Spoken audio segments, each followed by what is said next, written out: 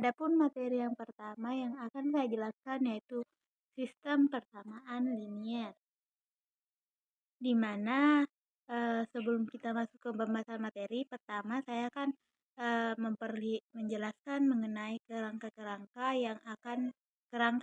dari materi yang akan dibahas, yaitu sistem persamaan linier, di mana kerangkanya dapat kita lihat pada slide. Jadi yang akan kita bahas dalam sistem persamaan linier ini ada pengertian SPL, bentuk umum SPL, dan metode-metode yang akan digunakan dalam menyelesaikan SPL. Adapun metode yang akan digunakan yaitu eliminasi Gauss, metode eliminasi Gauss-Jordan, dekomposisi LU, iterasi Jacobi, iterasi Gauss-Seidel, dan metode SOR.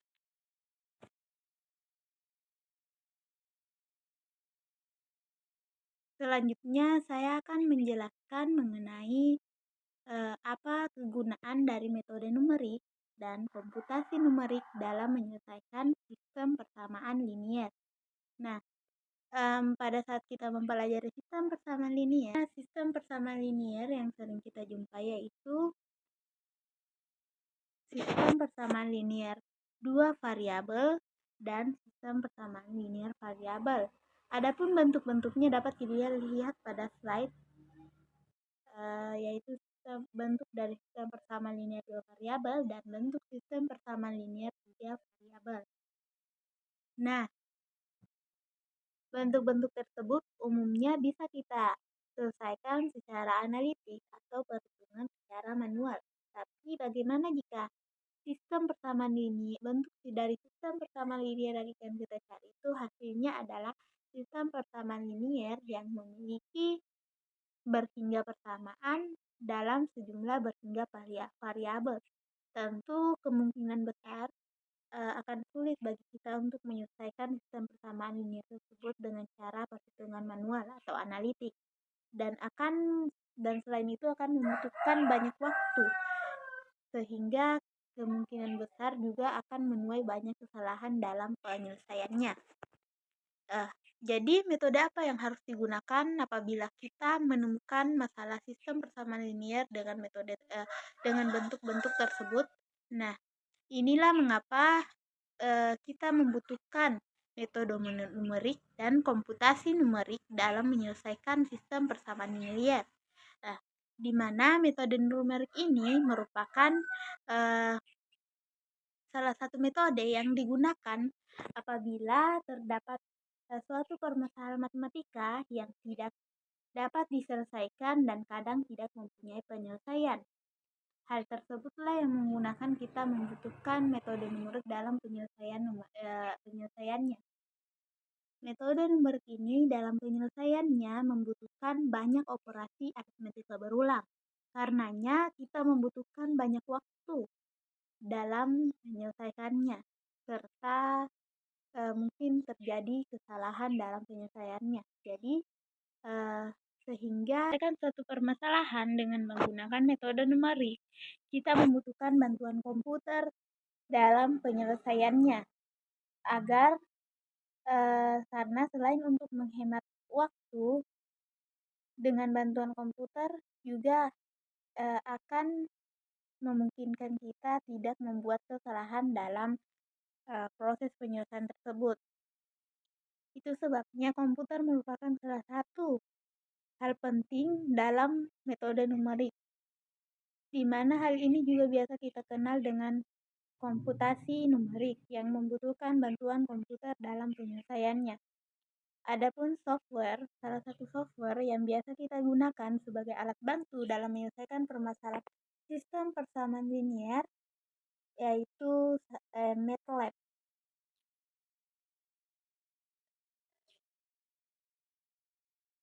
Adapun metode dalam mencari solusi dari sistem persamaan linier, di mana metode tersebut ada dua, yaitu metode umum atau analitik dan metode khusus yaitu dengan menggunakan analisis numerik. Metode umum atau analitik ini terdiri dari eliminasi substitusi, metode eliminasi Gauss, metode eliminasi Gauss-Jordan, metode Kramer, metode inverse matrix, dan dekomposisi LU. Sedangkan untuk penyelesaian STL dengan menggunakan analisis numerik, metode yang digunakan yaitu metode iterasi, di mana metode iterasi ini terdiri dari metode iterasi Jacobi, iterasi Gauss-Seidel, dan metode iterasi SOR atau Successive Over Relaxation. Itulah tadi penjelasan awal mengenai sistem persamaan linier, di mana terdiri dari kerangka metode, kerangka materi, kegunaan metode numerik dan komputasi numerik dalam sistem persamaan linier, dan metode penyelesaian dari sistem persamaan linier. Baik, selanjutnya kita masuk ke algoritma dan implementasi MATLAB dari sistem persamaan linier. Yang pertama metode dari sistem persamaan linier, yaitu metode eliminasi Gauss, di mana metode eliminasi Gauss ini digunakan untuk menyelesaikan suatu sistem persamaan dengan mengubah suatu sistem persamaan linier dengan mengubah sistem persamaan linier tersebut ke dalam bentuk sistem persamaan linier berbentuk segitiga atas, yaitu bentuk di mana koefisien yang diagonal utamanya semuanya bernilai 0. Untuk mendapatkan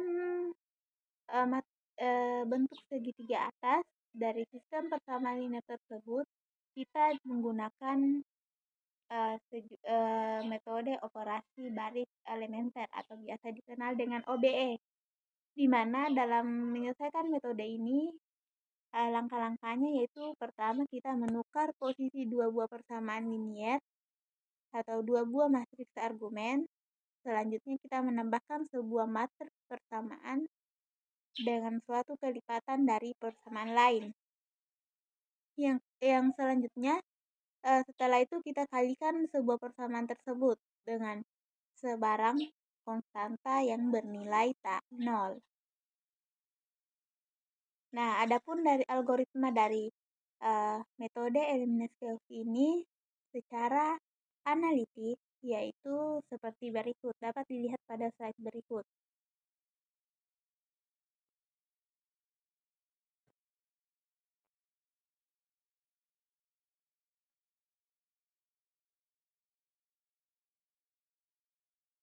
Nah, metode eliminasi Gauss ini terbagi menjadi dua tahap dalam menyelesaikannya, di mana tahap pertama yaitu eliminasi dan tahap kedua yaitu substitusi.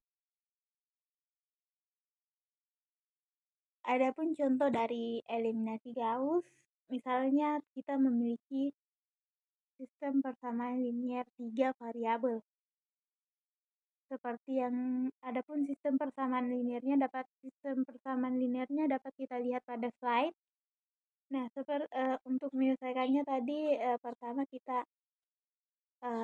ubah ini menjadi bentuk matriks, di mana matriksnya yaitu seperti yang terlihat pada slide, dan selanjutnya kita ubah matriks tersebut menjadi matriks segitiga atas dengan melakukan proses OBE dengan memilih poros A11 sama dengan 1.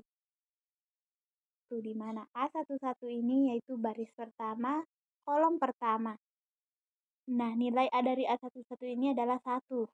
Misalkan kita nyatakan P3 ini sebagai baris PJ dari matriks argumen tersebut, maka apabila kita lakukan operasi-operasi di mana P2 kita mengubah nilai P2 yaitu di mana P2 dikurang 2 dikali P1 dan nilai P3 di mana P3 dikurang 2 kali P1, sehingga kita dapat matriks baru seperti yang terlihat pada slide.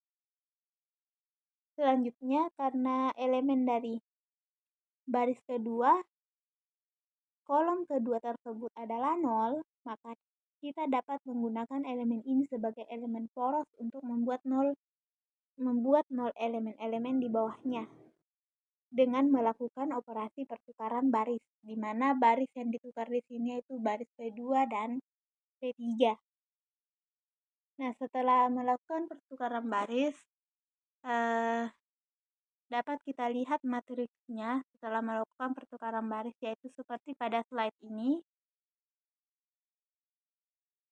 Nah, karena matriks ini kan sudah berbentuk matriks segitiga atas, ini matriks segitiga atas.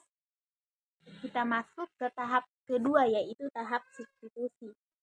Dari matriks yang kita dapatkan, terakhir kita dapat nilai-nilainya, yaitu X3, X2, dan X1-nya. Kita cari nilai dari X3, X2, dan X1-nya. Di sini kita dapat nilai X3-nya yaitu 0, X2-nya itu 0, dan X1-nya adalah 1. Jadi, penyelesaian dari matriks tersebut adalah 1, 0, dan 1, 0, 0. Nah, tadi kita sudah mempelajari mengenai algoritma eliminasi Gauss dengan metode dengan penyelesaian manual. Selanjutnya saya akan memperlihatkan algoritma eliminasi Gauss dengan penyelesaian MATLAB. Nah, seperti yang kita lihat pada slide bahwa terkait algoritma eliminasi Gauss, di mana yang tahap pertama itu kita membuat argumen matriksnya, yaitu AG, interval tertutup, matriks A, matriks konstanta B. Selanjutnya kita buat pivot matriks AG, seperti yang terlihat pada slide. Lalu yang ke tahap ketiga kita substitusi mundur untuk matriks dengan size. Di sini terdapat kesalahan penulisan. Di sini harusnya matriks 3 kali 3. Seperti yang kita lihat, ini adalah merupakan rumus dalam mencari nilai dari X3, X2, dan X1 dari matriks 3 kali 3. Yaitu metode yang kedua, yaitu metode Gauss-Jordan. Di mana pada metode eliminasi Gauss-Jordan ini, kita membuat 0 elemen-elemen di bawah maupun di atas diagonal matriks utama A.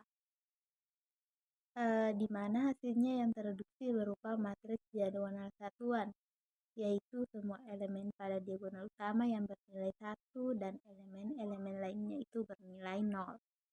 Dalam metode Gauss-Jordan, persamaan matriks A dalam himpunan X sama dengan himpunan vektor B dicari penyelesaiannya. Contoh dari metode ini. Adapun contoh dari metode ini yaitu seperti pada slide, di mana di sini kita ketahui suatu sistem persamaan linier dengan 4 persamaan, di mana setiap persamaannya itu ada yang terdiri dari 4 variabel dan ada yang terdiri dari 3 variabel. Untuk menyelesaikannya kita ubah dalam bentuk persamaan di atas menjadi matriks argumen, seperti yang kita lihat pada slide, yaitu matriks argumennya. Selanjutnya kita mengambil elemen pivot dari kolom pertama dan baris pertama, yaitu 1, untuk membuat 0 elemen-elemen di bawah dengan menggunakan operasi baris. P2 sama dengan P2 dikurang 2 kali P1, P3 sama dengan P2 kurang P1, dan P4 sama dengan P4 dikurang P1. Sehingga kita dapat matriks yang baru seperti yang terlihat pada slide. Nah, karena baris kedua dan kolom kedua ini bernilai adalah 0, selanjutnya seperti pada metode Gauss, kita tukar baris kedua dan ketiga untuk mendapatkan matriks baru. Sehingga dapat kita lihat matriks baru yang didapat pada slide yang ini. Sehingga setelah itu karena elemen pivot dari baris kedua kolom kedua itu bernilai 2 dan semua elemen di bawahnya sudah bernilai 0, Maka untuk mendapatkan elemen privat 1 kita bagi dua kita bagi dua baris kedua sehingga diperoleh matriks seperti ini. Apabila kita bagi dua baris kedua. Nah, selanjutnya apabila kita menggunakan operasi-operasi yaitu P1 sama dengan P1 tambah 2 dan P3 sama dengan min P3, kita peroleh matriks seperti ini, matriks baru. Sehingga apabila kita gunakan operasi P1 kurang 3 per 2 dikali P3 dan P2 sama dengan P2 tambah seperdua dikali P3 dan P4 sama dengan P4 dikurang 2 dikali P3. Maka matriks ini akan berubah menjadi matriks seperti ini. Selanjutnya kita bagi baris keempat dengan 2 dengan menggunakan operasi seperti ini, yaitu P4 per 2, yaitu dimana artinya ini baris keempat dibagi dengan 2. Kemudian kita lakukan operasi-operasi seperti tadi, yaitu P1 sama dengan P1 tambah 2 P4, P2 sama dengan P2 kurang 2 P4, dan P3 sama dengan P3 kurang P4. Sehingga kita memperoleh matriks baru, yaitu ini. Nah, karena kita telah memperoleh, karena matriks ini sudah menjadi matriks diagonal satuan, di mana ini merupakan semuanya angka 1 dan matriks atas ini merupakan berbentuk semuanya elemen 0, sehingga kita dapat penyelesaian SPL-nya yaitu ini pada kolom yang terakhir, yakni X sama dengan min 7, 3, 2, 2 transpose. Nah, metode Gauss-Jordan ini memerlukan lebih banyak proses eliminasi seperti yang sudah tadi kita lihat bahwa pada metode Gauss itu hanya mungkin proses eliminasinya itu hanya sedikit, sedangkan untuk metode Gauss-Jordan untuk mendapatkan hasilnya kita membutuhkan banyak proses eliminasi, sehingga metode Gauss-Jordan ini kurang efisien digunakan dalam menyelesaikan suatu sistem persamaan linear. Selanjutnya, saya akan menjelaskan mengenai metode khusus yang digunakan dalam penyelesaian SPL, yaitu metode iterasi. Yang pertama yaitu metode iterasi Jacobi, di mana metode ini merupakan suatu teknik penyelesaian SPL yang berukuran n kali n dan AX sama dengan B secara iteratif. Proses penyelesaiannya ini dimulai dengan hampiran awal terhadap penyelesaian X0, kemudian membentuk serangkaian vektor yaitu X1, X2, sampai seterusnya yang konvergen ke X. Adapun algoritma dari iterasi Jacobi dapat kita lihat pada slide, di mana ada input, output, dan langkah-langkahnya. Di mana untuk inputnya sendiri itu yaitu N kecil, A besar, dan B, dan hampiran awal Y sama dengan Y1, Y2, Y3, sampai Yn transpose, di mana batas toleransi T dan maksimum iterasi N. Sedangkan outputnya sendiri yaitu X sama dengan 1, X2, X3, sampai Xn transpose atau pesan gagal. Adapun langkah-langkahnya seperti pada slide dapat kita lihat pada slide.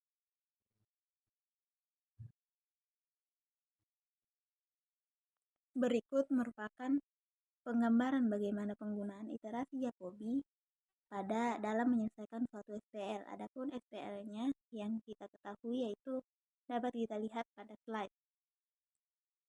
Yang pertama yang akan kita lakukan yaitu kita nyatakan setiap variabel dalam ketiga variabel yang lain, yaitu nyatakan X1 dari persamaan P1 dalam X2, X3, dan X4, nyatakan X2 dari persamaan P2 dalam X1, X2, dan X4, nyatakan X3 dalam dari persamaan P3 dalam X1, X2, dan X4 sampai nyatakan X4 dari persamaan P4 dalam X1, X2, dan X3.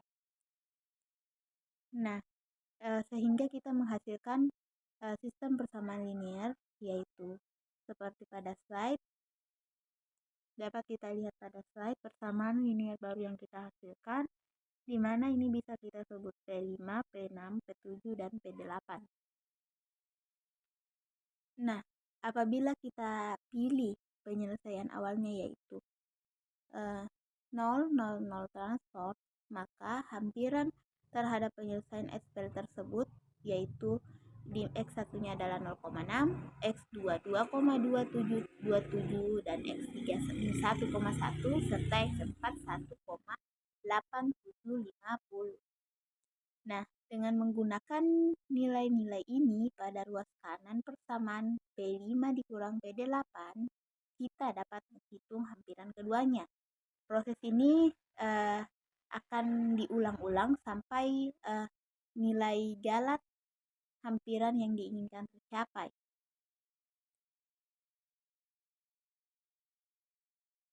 Adapun proses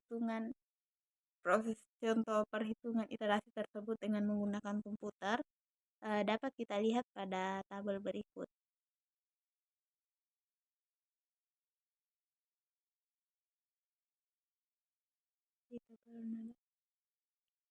Dapat kita lihat pada tabel berikut, di mana di sini perhitungannya itu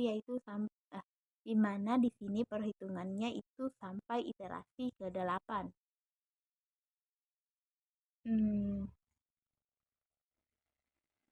Selanjutnya metode iterasi Gauss-Seidel. Selanjutnya metode iterasi Gauss-Seidel, di mana pada iterasi Gauss-Seidel ini nilai-nilai yang paling akhir dihitung digunakan di dalam semua perhitungan. Karena jelasnya pada iterasi Jacobi itu kita menghitung X dipangkat K tambah 1 sama dengan F dan dikali X dipangkat K, X pangkat K sampai seterusnya X I kurang 1 pangkat K, X ditambah 1 pangkat K sampai Xn pangkat K. Sedangkan pada iterasi Gauss-Seidel ini kita menghitung Xi pangkat K tambah 1 sama dengan F Xi pangkat K tambah 1, X2 pangkat K tambah 1 sampai seterusnya Xi kurang 1 pangkat K tambah 1, Xi tambah 1 pangkat K sampai Xn pangkat K. Nah, untuk rumus iterasi untuk hampiran ke K pada metode iterasi Gauss-Seidel adalah seperti pada slide. Dapat kita lihat pada slide ini. Ini merupakan rumus iterasi untuk hampiran ke K pada metode iterasi Gauss-Seidel.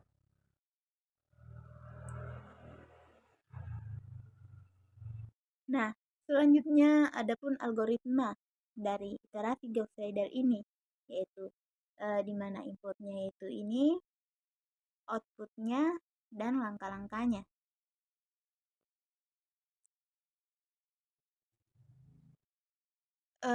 Selanjutnya kita masuk ke contoh untuk penerapan metode iterasi Gauss-Seidel.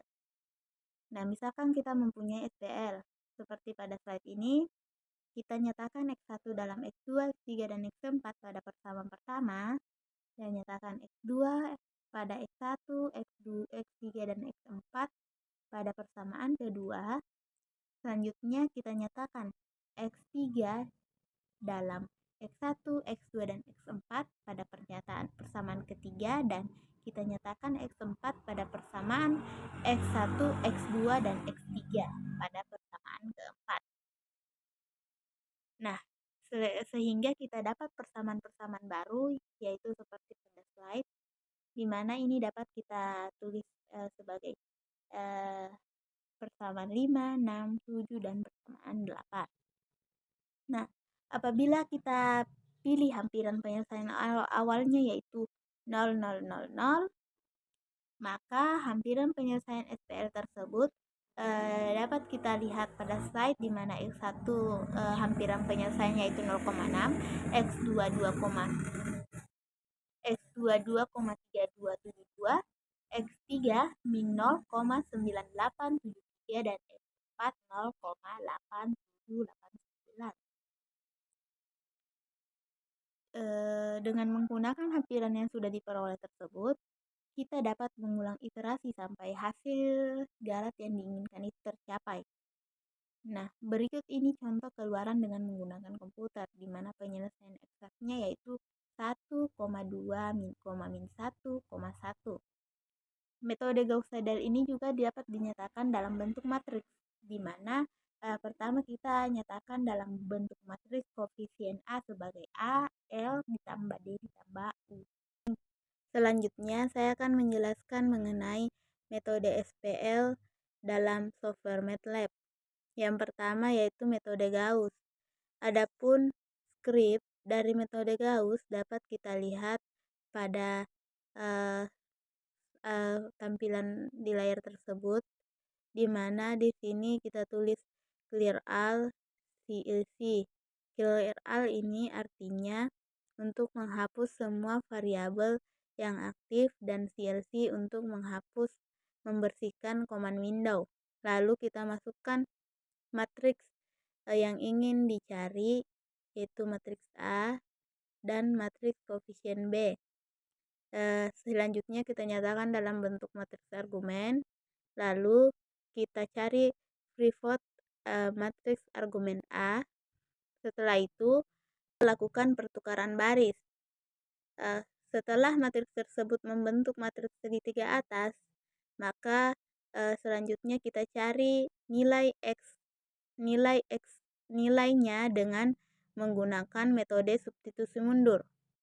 Langsung saja skrip ini dijalankan, di mana di sini hasilnya dapat kita lihat terkait komponen-komponen yang sudah dijelaskan tadi. Adapun untuk skrip dari Gauss-Seidel dapat kita lihat pada layar.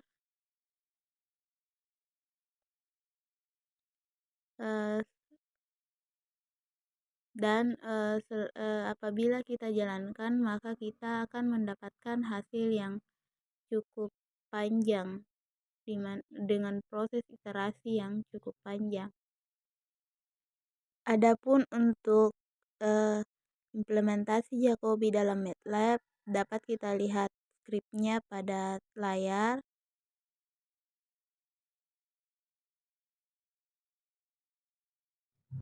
Di mana inputnya yaitu matriks A, vektor B, hampiran awal, batas toleransi, dan banyak iterasi.